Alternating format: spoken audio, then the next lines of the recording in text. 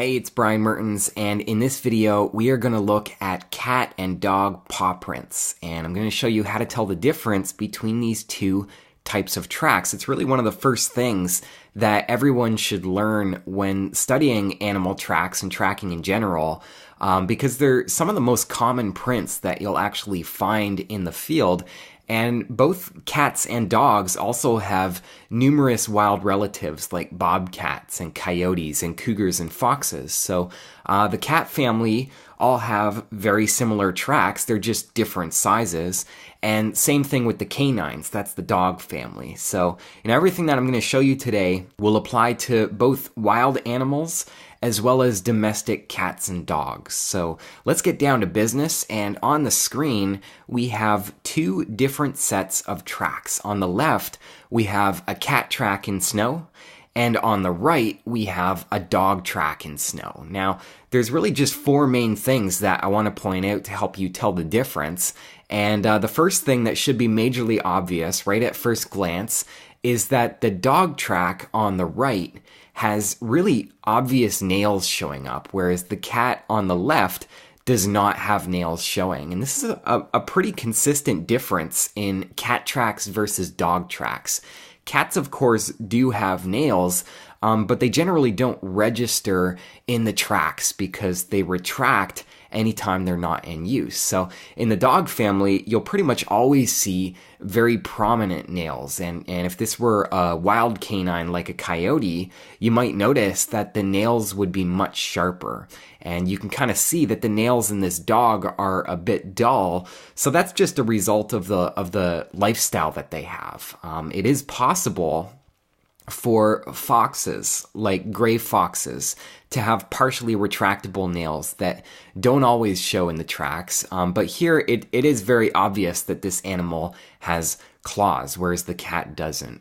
The next thing that I want to point out is the overall shape of the tracks. You'll notice that cat tracks are basically circular, while dog tracks are much more of an oval shape. And this can be a really helpful thing to look for when you find tracks that are a bit indistinct, like they've melted away or they've been rained on.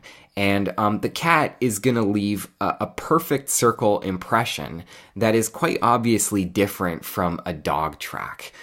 Another thing to notice here is the negative space, right? So the negative space is the space in between the toes and the heel pad. You'll notice that cats have much less negative space. The heel pad comes much further up towards the toes, and so it creates this U shape in the negative space, while our dog over here, there's a lot more negative space. And if you were to actually trace a line through the negative space, you would see it starts to form a little star shape, and you can actually go right through the center of this track without intersecting the heel pad. In a cat, you would not be able to do that. So along those same lines, the final thing to look for, specifically with cat versus dog, is that cats have a much larger heel to toe size ratio. So if you look at what takes up the largest area of space in each track, in cats, their heel pad is